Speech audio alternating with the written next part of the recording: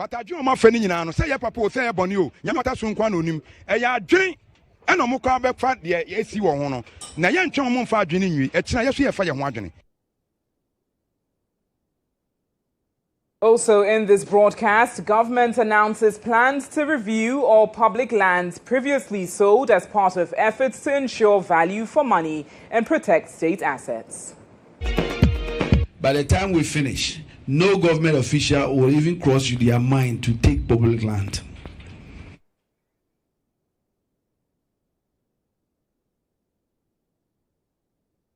Also ahead, tonight we continue our in-depth analysis of the NPP flag-bearer race, focusing on the polls so far and how they are shaping campaign strategies as Ghana's largest opposition party heads to the polls on Saturday, January 31, to decide who leads the party into the 2028 general elections. My colleague Isaac Abila will run us through the details of the polls.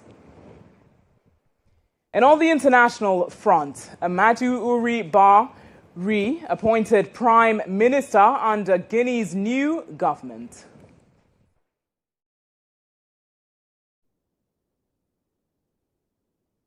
The details of these stories and much more news here on News Tonight Tuesday.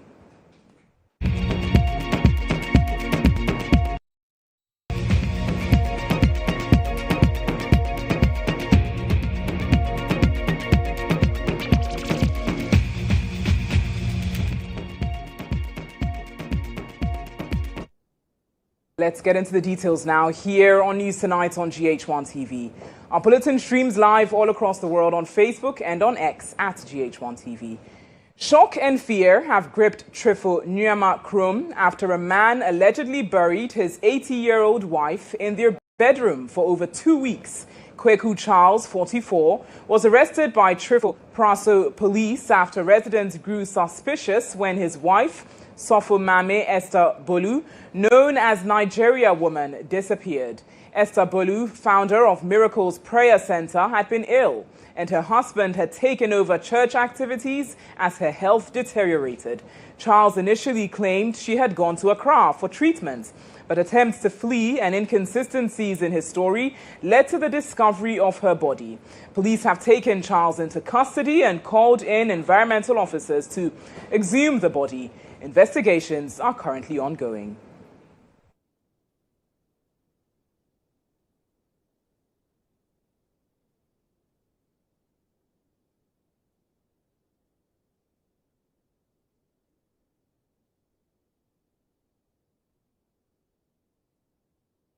Let's turn to some other stories. Residents and artisans affected by the January 26 decongestion exercise in the Dade Kotopong municipality say the operation has left them counting heavy losses, describing the demolitions as unfair and abrupt.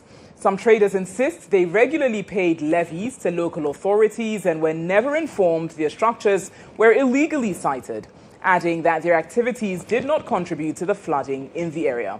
They are now appealing to the government for relocation and support.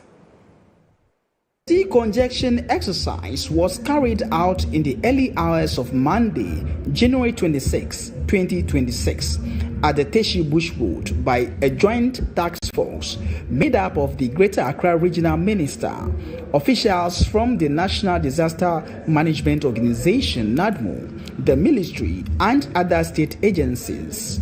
Authorities say the operation targeted structures deemed to be illegally sited along waterways as part of efforts to reduce flooding risks in the area. A day after the demolitions, affected residents and artisans returned to the rubble of their workshops and shops, assessing the scale of their losses and appealing to the government for relocation assistance. I used to pay 560 every quarter, every 3 months I have to pay 560 cedis.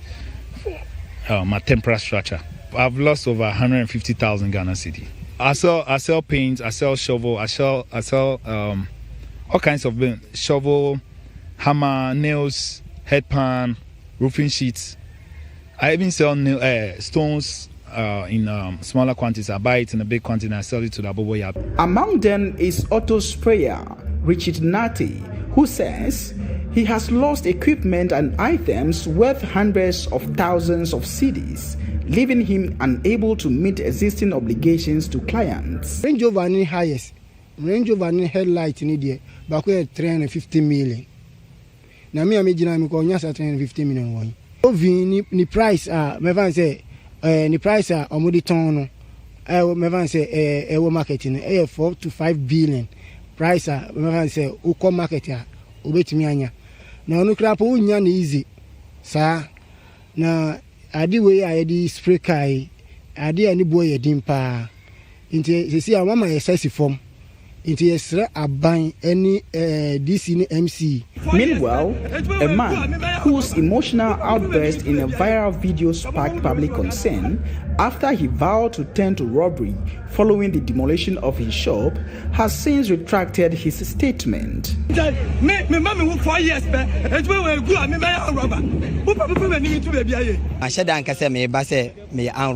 But because of situation I'm famous, and you are now buying, and I'm the cancer, and me say, because I should be one, so I Ghana for me, Pamoncho, and Chamina, and yes, I make a may and Robano, may deceive like my Bama Muse, may. The affected insisted they are not responsible for flooding in the area, blaming instead the filling of portions of the Teshie Lagoon and the construction of buildings that restrict the natural flow of water into the sea during heavy rains. Let's stay a while on this issue. Joining us via phone for a conversation on this is the Municipal Chief Executive of the Dadeko-Topong Municipal Assembly, Alfredo Ni Anite. Good evening to you, sir. Thank you for joining here on News Tonight. As you heard, residents claim that they weren't provided with ample notice before these bulldozers arrived. Now, as the MCE within the community, can you provide proof of exactly when these notices were served to the residents? Was there a clear relocation plan indeed provided for them? All right. Good evening to your cherished viewers and to the whole world. So this exercise came, I can say, from NADMO. This exercise is led by NADMO and RedSec. But before NADMO and RedSec will come in, the assembly, before I even joined the assembly last year, had been holding series of engagements with all affected persons along the stretch. I'm well informed and I saw evidence of it. And we even continued community engagement, both on the Bush Road enclave, and then inside the Teshie Lagoon, the Chadu side of the Teshie Lagoon. I'm sure residents there will attest to this fact. But what happened was that, besides notices being pasted last year, we had a van also go around making announcements that this is set to come off. That's last Thursday. So since last Monday, our van, after being tagged by NADMO and RedTech, our van, information van, went around the enclave to make announcements for persons living in those vicinities to remove their items and move their stuff, especially the illegal stuff, from those spaces. So it's quite disheartening and surprising to hear some of them say they did not hear, because besides the week where some will say they went to work and did not hear of such communication, we tasked them to do that during the weekend as well. So those who were not around were also here. So I believe ample time was given to those on the Bush Road stretch who are claiming they did not hear about this exercise. Right. So you say that ample time was provided, but was there a clear relocation plan for those who have now been left homeless? All right. So during these engagements with them, we made them understand that the space they're occupying is a buffer of the Teshie Lagoon, and they're encroaching on an ecological site. So technically, they're not supposed to be there. And so we did not go there to even collect any form of taxes or levies or tolls from any of them there, because occasionally we go to them and remind them that they are not supposed to be there.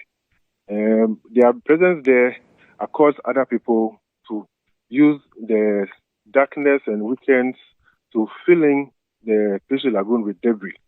And that is one of the main concerns for our complaints and engagements with them. So they make the place look a little more visible for us to know and see those who are undertaking those exercises. So we do not think that we did them start the service. I would say we have so much space around the municipality for businesses, and just like those who rent the cars, we could help anybody else who wants space for business. I mean, to do his own business. Earlier, those who rent the cars were complaining that they also did not know, but we gave them up to December to relocate, as allowed December, and ask them to find a place in the municipality so we could help them to relocate their services, and they can also bear witness to this. So we don't have anything against business ongoing, except that you have to do business in the right space that will not bring any issues to the environment and to the Okay, so you say that the space you're occupying is illegal. However, many of the residents have claimed that they have documents, that they've been paying development levies to the assembly for years. Is this indeed the case? And if so, isn't it somewhat a situation of the assembly legalizing what you describe as an illegality for revenue when it was convenient? Well, I can speak from a Ladma point of view. You know, that place is also one of the things that we noticed was that it's always been a Ladma space, but it became a contentious issue in the past few years that our neighbors, Lekma, also claimed to be owners of the space, but it's always been a Ladma space ever since the assembly was created. So I think and suspect that some took advantage of the situation to trade there and then occupy the spaces. So whenever you go there, they'll tell you they are not part of Ladma, but they are under Lekma. So I cannot say Ladma has taken any money from there. If they have any proof, I don't know. But Ladma does not take any money from anybody there. Alfredo Ni Anite, thank you for your time this evening. That is the MCE of the La Dade Kotapong Municipal Assembly joining us on that issue. In other news this evening, Kumasi has witnessed 2 separate fire outbreaks in less than 24 hours, adding to growing concerns about fire safety in the city.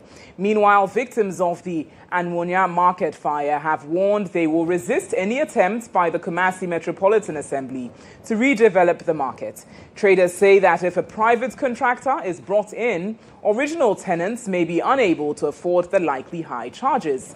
Some are also raising suspicions of arson, claiming the fire could have been deliberately set to push through redevelopment against their will. Ashanti Regional Correspondent Isaac Justice Bediako has more in this report. A devastating fire swept through the Anwana market near Afonkwanta in Kumasi Metropolis on Monday night, destroying more than 400 shops and causing losses estimated to run into millions of cedis. The incident occurred barely 24 hours after a similar fire outbreak at Sofulai, which destroyed 26 vehicle mechanic shops and 39 vehicles. In just 1 week, the Ashanti regional capital has recorded 3 major fire incidents, raising serious concern among residents and authorities. The cause of the Anwana market fire is yet to be officially determined. However, some victims strongly suspect arson. One of the victims, popularly known as Big Man, who witnessed the incident, explained why he believed that the fire was deliberately set. 9:30 to 10. I started na ni odomi amo. But na nkwa boys ni bi bo omo bo 91, but we bia no mo 90. Boy ba ko bo 90 omo. But osole ye na nipa no be yes ade no omo. Nipa ne so petrol no hwegu omo. Nti enwu an se eja ne deko. Ka light ne ka etochi an ka enye sa. Eye petrol nipa de se ne hwegu omo. Ina de ne hye sa ade no. Who say Jane Nante? Yeah, who say Jane Nante? Obi ani tu say Jane Nante. However, Kumasi Metropolitan Assembly's NADMO director, Godwin Dela, disagrees. He explains why. Realizing this, we started education way back October through our regional director. We had a program that we were visiting all markets. We actually spoke to people, advised them, actually alerted them about as we are moving on, how the weather impact is and why they should make sure that they prevent it. But sometimes our activities, when you go to the market and talk to people, people hardly hear you, listen to you, anticipating that, oh, because of God's grace, nothing of that nature will happen. But I think if you listen to us and we play the preventive roles, I don't think we'll be witnessing such things. GHOne, a shoemaker at the market, lost 3 fully equipped shops, including shoemaking machine and large quantity of leather materials. My leathers, my machines are the cover the Samaji Pabua Maya we I go shop in a shop no say. Yes, sir. The Michin Pabua womb and the American Mia Juma womb. The share will name my show now, quantify a neighbor baby. Oh, we do 60,000. Make a crazy 60,000. Another victim, Madame Esther Teshie, who lost 2 shops in the fire, is calling on government to support her and other affected traders to enable them restart their businesses. Mr. Waha, Amy, Baku Pem Monday, and about yes, a fridge I can see me, Baku Crade and Tiano, and my make of fanam in your room, and then my name in your room. Ninas, young family Bakula, I know, Ninas, to be near by more. So a babuami. No man be bigger for meeting me a page. Meanwhile, the mayor of Kumasi has directed the National Disaster Management Organization, NADMO, to assess the extent of damage to facilitate immediate government support for the victims. However, even before the relief reaches them, the traders, through their leaders, have warned they will resist any attempt by KMA to redevelop the market. Isaac Ade, who spoke on behalf of the traders, explains their position. So what is my announcement? A channel panunsia shop on your baby, around 12 o'clock. And upon Sian Yenina Yabaha, you won't send penny for Waha. But I do my friend in say a papa, say a bonio, Yami Watasun Quanonim, a ya drink, and a mocha back fat, the AC Wono. Nayan Chomon for Jenny, a China fire margin. Ah, move by a day. The Abani say, Marketino. A quantity of us of Bueno, the Asini Nano, Yabesi, Yabesi. That's a more lawless. Bueno, the Alpha to the Yabesi, more some of them Russia, a general dia, and no money you met Tenassi. No more quite a fasua, Yadiba Bujano. No more money for Sakuquam, no more Mecca Johnny Moo, and son of the Boabre, and then the Sadiatina, Yakrana, Yabasasi.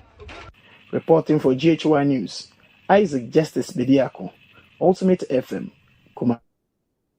Let's stay on this. DO2 Peter Adai, Public Relations Officer for the Ashanti Regional Ghana National Fire Service, joins me now via phone for more on this development. Good evening to you, sir. Now, it's quite worrying. We've got 2 major fire outbreaks in Kumasi, recorded in less than 24 hours. What can you share from your preliminary findings? What does it indicate and point towards? Good evening to you, Natalie. The line is very bad. I'm struggling to hear you. If you can repeat your question, please. Okay, I hope you're hearing me better now. And I'm asking you that it's quite concerning that we've had 2 major fire outbreaks in Kumasi within 24 hours. What do your key findings show from your initial investigations? What do they point to as per the reasons for this? Thank you so much for the opportunity and good evening to your viewers. It's actually concerning, but as it is now, we are still conducting investigations to ascertain what led to the fires, except that the first one that happened on Sunday, the preliminary investigation pointed to burning rubbish left unattended to. But this one, the one that happened yesterday, we are still conducting investigation to ascertain what brought about the fire. Right, so you say investigations are still ongoing, so therefore you have no key findings that you can point to so far? Yes. Very well. Now, with that being said, briefly, we've had some residents, as you might have heard, reject the calls or any attempts to redevelop the markets. In the events that this is moved forward with, what would you say that the key priority should be? I mean, in terms of the infrastructure and even the education to residents within the community to ensure that this doesn't reoccur?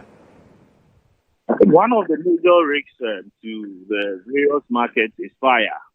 And it is good that all of us, all the key stakeholders sit down to plan and before the market is redeveloped. So I would advise that the users of the facilities should take their time, allow all the stakeholders to sit down and plan before they redevelop it so that we don't see any of such events happening again. Very well. Thank you so much for your time and insight this evening. DO2 Peter Adai joining us there, PRO for the Ashanti Regional Ghana National Fire Service. It's still live here on News Tonight on GHOne TV with me, Natalie Ford, streaming live all across the world on Facebook and on X at GHOne TV. Countdown is next.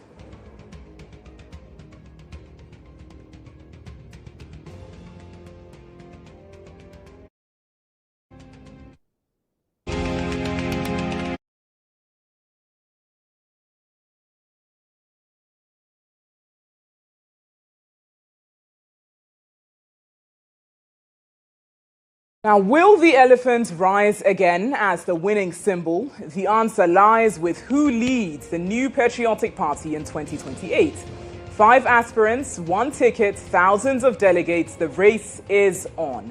The stakes are high. This is where ambition meets reality, where momentum is tested, and where unity will be demonstrated.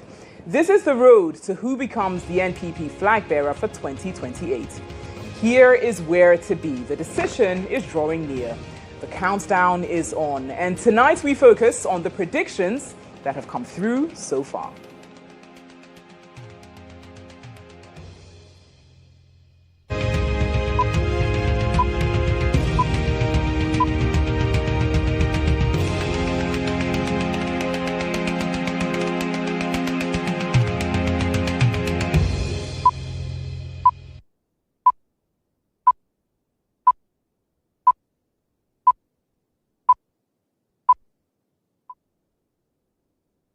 Now, following the release of the 4 leading polls ahead of the NPP presidential primaries, the 5 camps vying the flag bearership position have reacted to these polls. Let's listen to their reactions.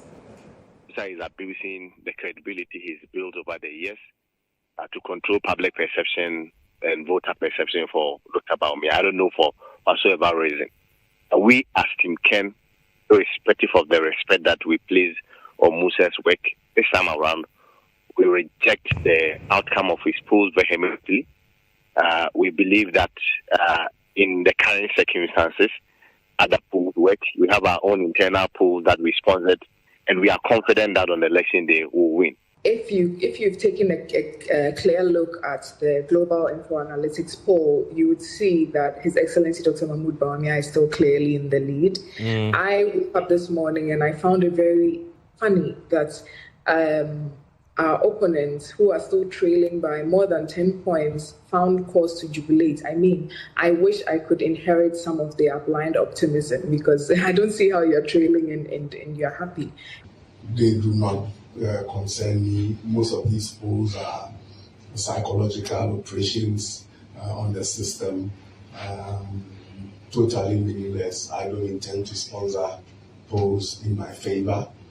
I'm sure that shouldn't be in any doubt that if I wanted to, I could.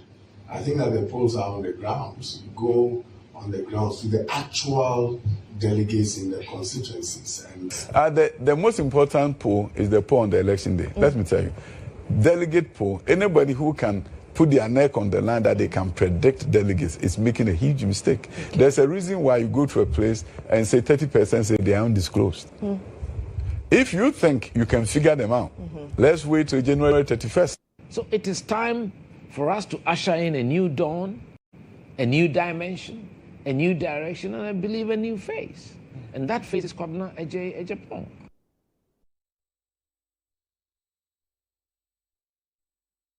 These are the 5 camps reacting to the polls released by 4 leading polls there.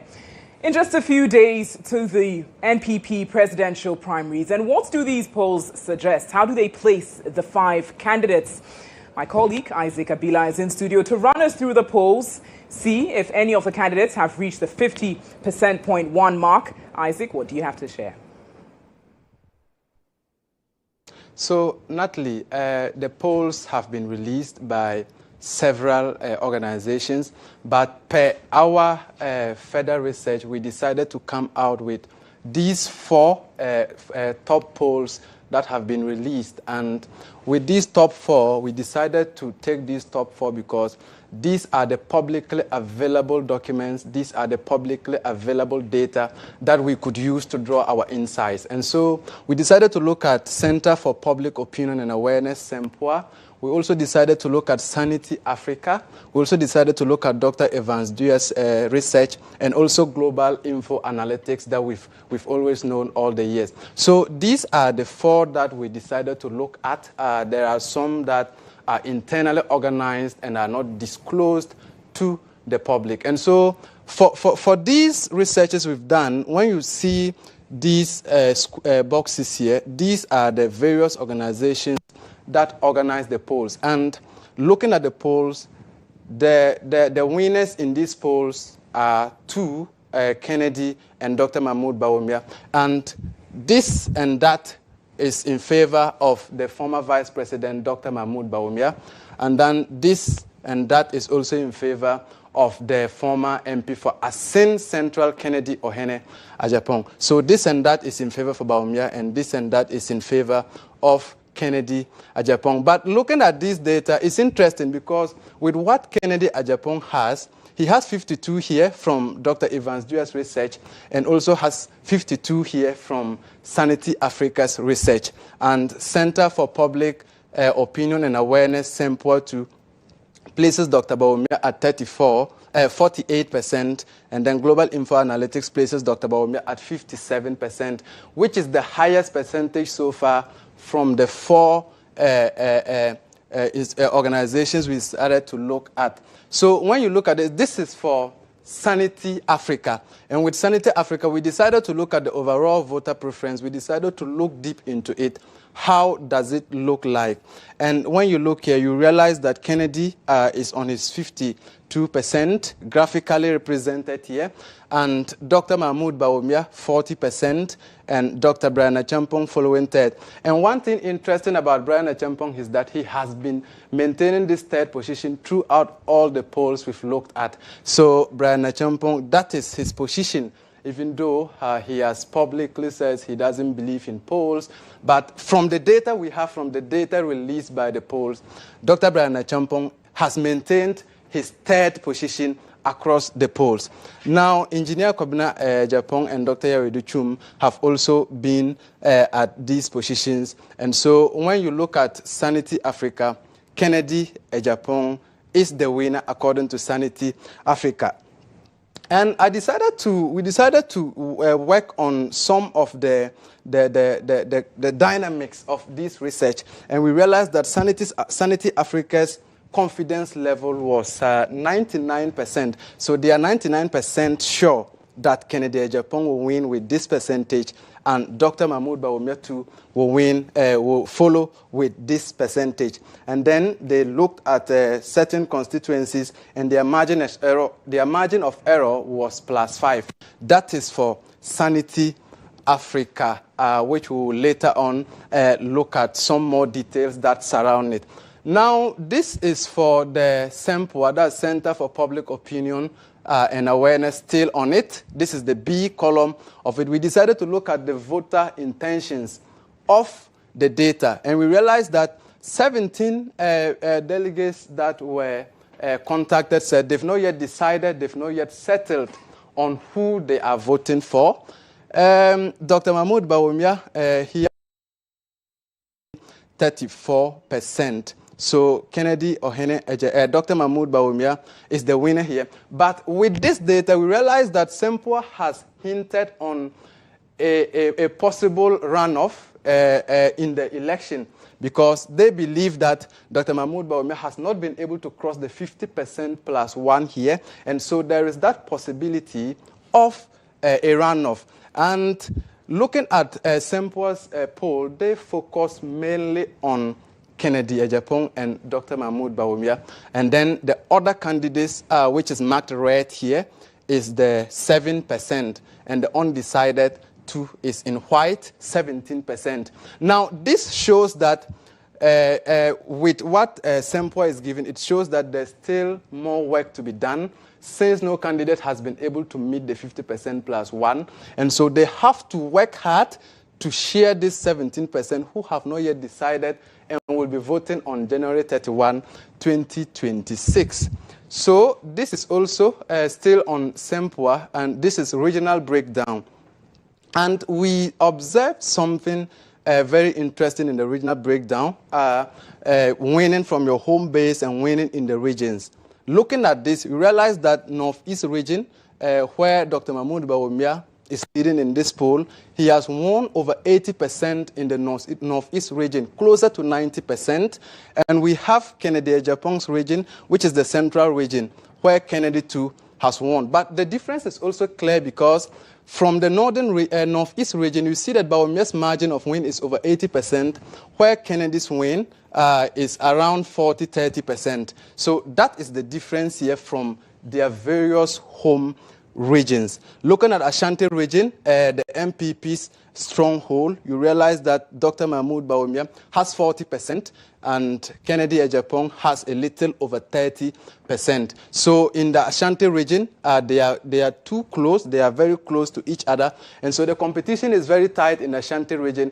And all candidates will have a lot of work to do, despite the fact that Kennedy Agyapong, Dr. Bawumia is leading. He still hasn't crossed the 50% plus one, so he still has a lot of work to do in the Ashanti region to cross the 50% plus one. So the blue here represents Bawumia, and then the red represents Kennedy Agyapong. And this is the polls from SEMPOA, and that is the regional breakdown based on this. We also have Oti region and the Volta region. In 2023, Kennedy Ohene Agyapong won in the Volta region, the 2023 primaries. He won in the Volta region. Now, looking at the Volta region here, he still leads in the polls with over 40%, and Bawumia follows closely with over also around 40%. So that is it for Kennedy and then Dr. Bawumia here in the Volta region. But Kennedy Agyapong has led the race in the Volta region that he won in 2023. Now, let's look at Dr. Evans Dia. So I earlier said that 2 is in favor of Dr. Bawumia, 2 is in favor of Kennedy Agyapong. Looking at this, this is the national results that were released by Dr. Evans Dia. We had him here in studio, and he gave further insights on how this is done.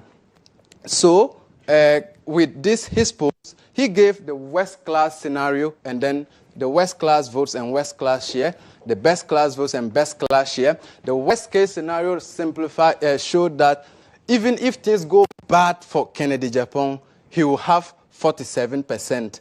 And also, if things go bad for Dr. Bawumia, he will have 35%.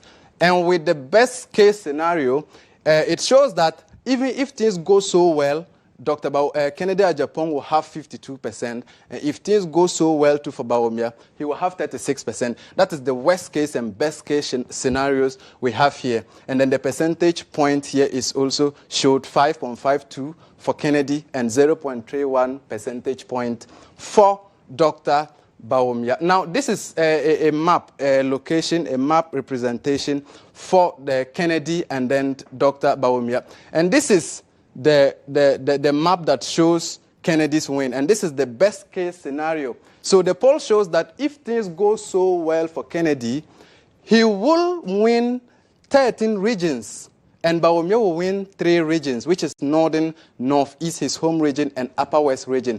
And if things go so bad for Dr. Mahmoud Bawumia, he will win. If things go so bad for Kennedy, he will win 10 regions, and Bawumia will win 6 regions. So that is the map representation of the West and best case scenarios we have. And so we also have Global Info Analytics. This is the poll from Global Info Analytics, where he asked for preliminary details of the voters. 45% agreed. They were to agree or disagree that presenting a candidate for the second time will enhance the MPP's chance in the 2028 elections. Now, 45% says yes, it will enhance the chance. 32% says they are neutral, and then 23% disagreed that presenting a candidate for the second time will enhance the MPP's chances. Now, this is also the 2026 presidential primaries final prediction by Musa Dankwa of Global Info Analytics. And he has placed Dr. Mahmoud Bawumia, the poll has placed him on 57%. Kennedy Ajapong, 28%. Dr. Brian Achampong, who has always been third, 13%. Dr. Yao Edichum, 2%. And Kwabena Eje Ajapong, 0%. Now, this is the final, and this is for Global Info Analytics. And Global Info Analytics says they are 99.9% sure that this will come through January 31, 2026. So that is for the Global Info Analytics. And also, they decided to ask voters and delegates how the predictive model changed between 20th and the 23rd January. And this was the presentation. So Dr. Mahmoud Bawumia's votes didn't change from 20th and 23rd. It maintained the 53%, but Kennedy reduced from 32 to 28%. And then Dr. Brian Achampong improved from 9% to 13%, and the remaining has 2, and then 0.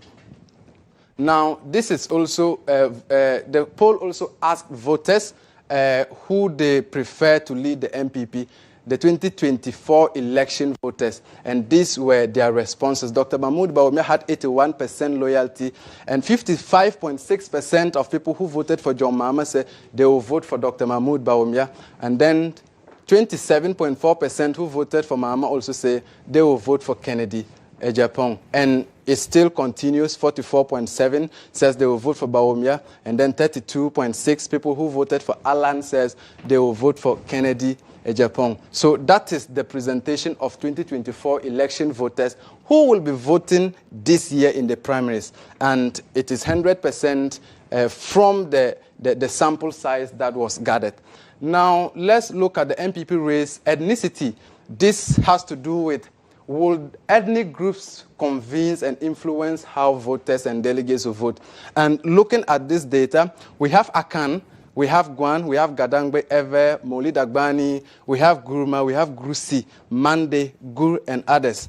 And from here, there is an interesting scenario here because you realize that Dr. Mahmoud Bawumia has led in all these ethnic groups. And also, when you look at comparing him to Kennedy Ohene Ajapong, you realize that in the Akan, Dr. Mahmoud Bawumia had 55 and Kennedy Ohene Ajapong had 31% in the Akan. And you realize that even though Kennedy Ajapong won in 2023 in the Volta region, he won in 2023 in the Volta region predominantly by the Evers. He has, Kennedy Ohene Ajapong had 34%, and Dr. Mahmoud Bawumia has 43%. Mahmoud Bawumia has led in the Volta region with 43% based on what Global Info Analytics is saying. So this is the ethnicity level of the delegates that have voted or are to vote coming January 31, 2026. So basically these are the information, and this is what Global Info Analytics says we should expect coming 2026, January 31.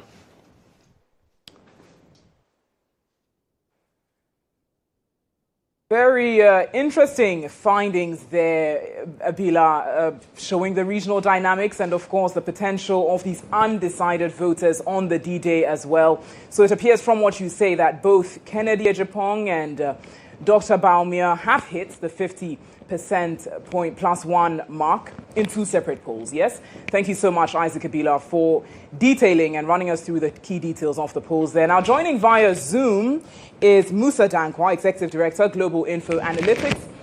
Good evening to you, Musa, and thank you for joining us here, as always, on News Tonight. Now, you have expressed a 99.9% confidence level in your polls. So that is to say, I mean, that's pretty much 100%. You're not, there's no evidence of any change up until the D-Day, is there? Right, thank you very much for having me. Yes, we have that high level of confidence in the poll. We're not saying there won't be any changes, But even if there are changes, it will be within the post margin of error. In terms of the predictions we have released, we have Baumia on 57%. The margin of error in that prediction is plus or minus 3%. So the outcome will be within 54 and 60%. That's where the range of outcome is. Right. Now, Musa, I believe you heard my colleague Isaac Abila running through some of the regional dynamics as well, pointing specifically to the regions that all the 5 contenders, but specifically the 2 leading ones, hail from themselves. What more can you say in that regard, and how is that likely to impact things? Look, we are seeing Baumia winning 14 regions. Kennedy will win Central region and also Volta region. Now, we have another data that collaborates that number. If you look at those who are saying that they believe in the notion that if you bring candidate for a second time, it helps. The same regions who are voting for Baumia are also approving that notion. So there's a correlation between that person and how people are voting in the end. Now, look, we expect Baumia to win. More importantly, to win Ashanti region and Greater Accra region. And that would really put him in a pole position. We don't expect radical changes in the numbers between now and Saturday. Now, there still remains a quite significant number of undecided voters. What can you speak to with regards to them, and what's the potential of the implication of their votes on the day? How is it likely to possibly impact things? We have dealt with the undecided voters on our side in our model. What we haven't dealt in the headline poll numbers is those who are saying they will not disclose their choice to us. But in the prediction we have given, we have dealt with them. We believe that those who are not disclosing, most will vote for Kennedy and Brian, but a good number, near 35%, 40%, vote for Baumia. So that number is why he's on where he is right now. Not every not disclosed will go to Kennedy. Absolutely not. Baumia will get a fair share of that undisclosed. And from the headline poll, he is on 48%.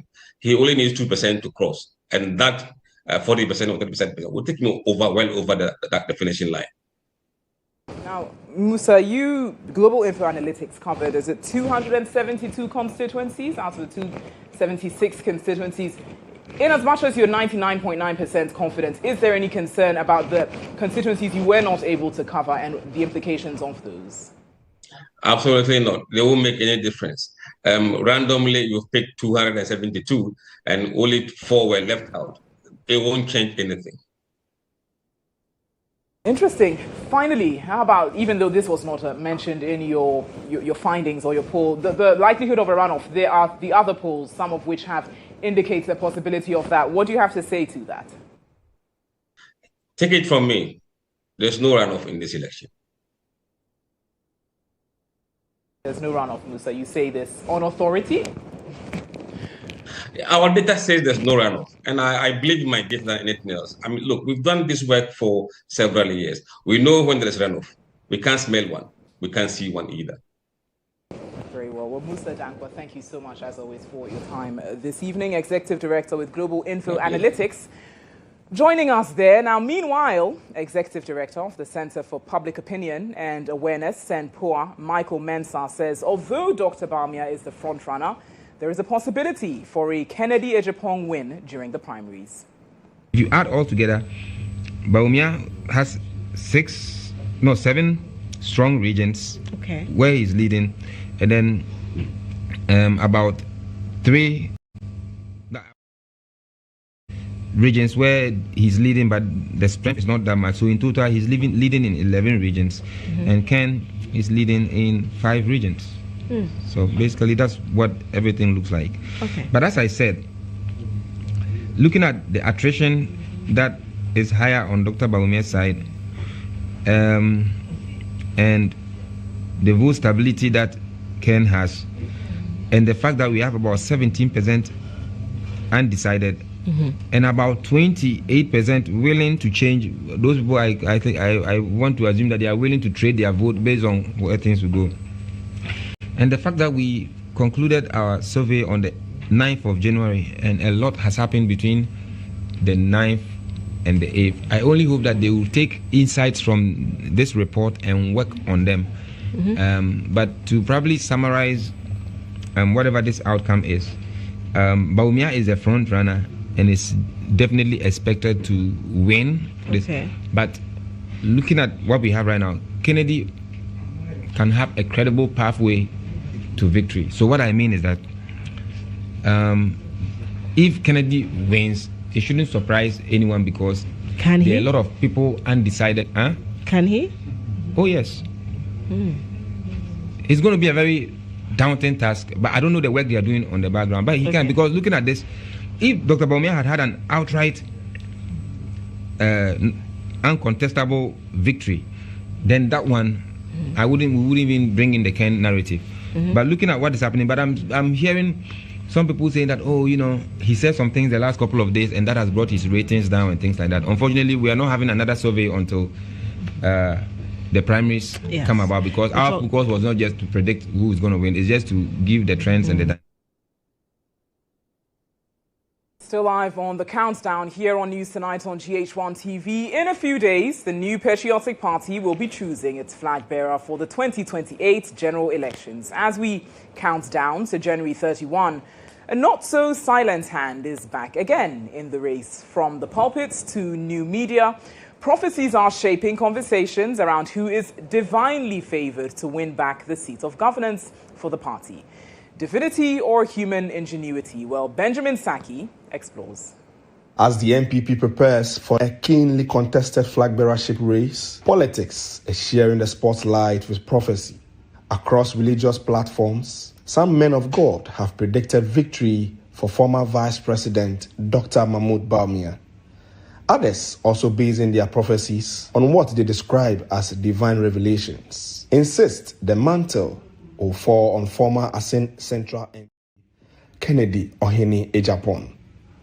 The predictions have sparked intense debate, dominating conversation online, in churches, and on the streets. Kennedy are winning election, not hands down. I saw Dr. Bawumia take it.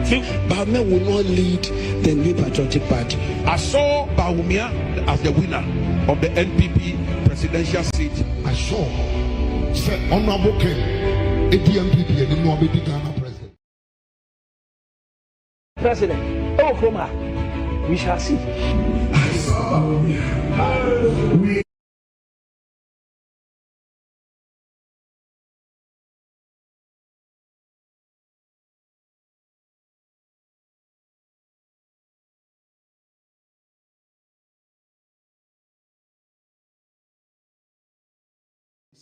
Symbolic, entertaining, or simply irrelevant to leadership competence. But for others, especially staunch religious voters, the words of their revered spiritual leaders carry weight, shaping perceptions long before any ballot is cast. I believe prophecies because the reason why I said it won't influence me is that I believe that when God speaks, if it is A, it's A. If it's the same God, why is it that God is saying this and God is saying that? So we don't believe in prophecy.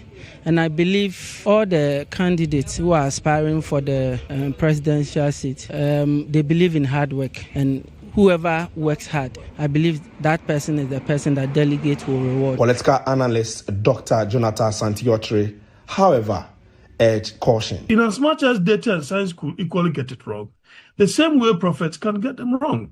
But in the case of prophets, they say they take their inspiration from a higher being other than mortal. So if you take your inspiration from a higher being other than mortal, then you shouldn't get it wrong. However, poster Musa Dankwa stated that prophecies do not influence votes of delegates. But interestingly, you can have one race and different pastors predicting different candidates to win. So that brings the question is it the same God that is communicating? Because there can't be two winners. Either Bawumia will win or Kennedy will win. And if you have a pastor saying Bawumia will win or Kennedy will win, then where exactly is God standing? But over 95% of people are not swayed by the polls or by the prophecies. As the clock inches closer to the January 31 presidential primary of the New Patriotic Party, more and more prophecies and their justification begin to pour in, stirring curiosity, fueling speculation, and dominating public discussion. But beyond the spiritual predictions and political noise, The final decision rests not in the pulpit, but Benjamin Saki there. We'll watch what happens on January 31. Certainly more on GH1 TV and across all our sister stations ahead of the NPP presidential primaries in the days ahead. Do stay with us here on News Tonight.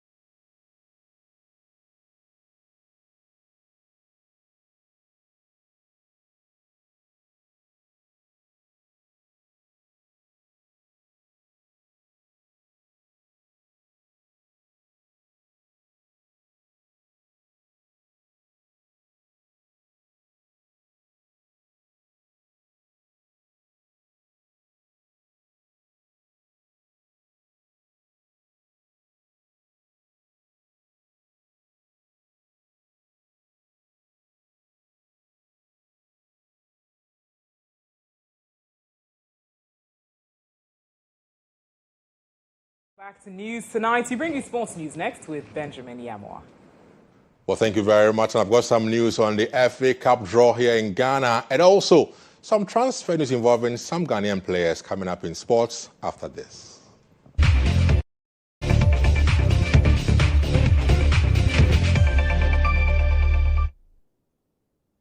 And defending champions Kodokoha will face Aduana Stars in the round of 16 of this year's FA Cup following a draw held on Tuesday afternoon. The tie is one of the stand-up Premier League encounters at this stage of the competition, with both sides set to renew their rivalry.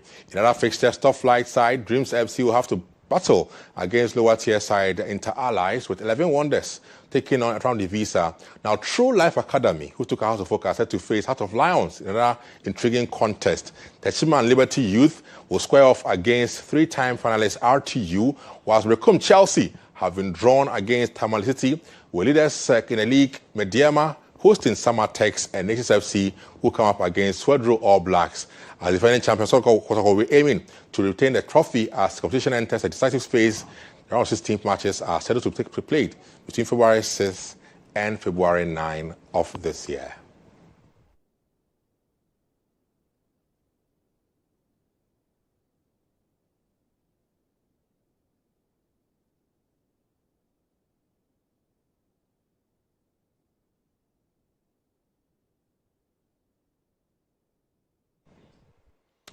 Now, Sudanese giants Al Hilal have completed a signing of Ghana international Kamaradini Mamadou on a 3.5-year deal. Al Hilal's management and supporters have welcomed Mamadou warmly. In a release expressing optimism about his impact, members of the club welcome Mamadou and wish him the best of years with titles and glory at Al Hilal. Mamadou departs Mediama SC after impressing the Ghana Premier League, constantly leading defenders in goal contributions in the GPL. He capped his tenure with a brace in Mediama's 3-1 win over Karela over the weekend, taking his season tally to sign 5 goals for Mediama. And he has now been signed on by Al Hilal Omdurman of Sudan in the ongoing season out there in the Sudanese League and also in the CAF Champions League and, of course, Confederations Cup for Al Hilal, rather.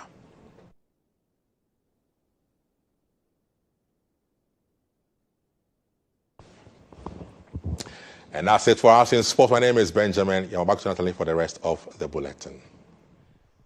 Thank you so much, Ben, for the sports news there. And that will actually be it for News Tonight this evening here on GHOne TV. As always, do visit our website, starfm.com.gh, for lots more local and international stories. It was produced by Emmanuel Ejabing, supported by Stella Butchway, and directed by Daniel Bayan. I'm Natalie Fort. Have a wonderful evening.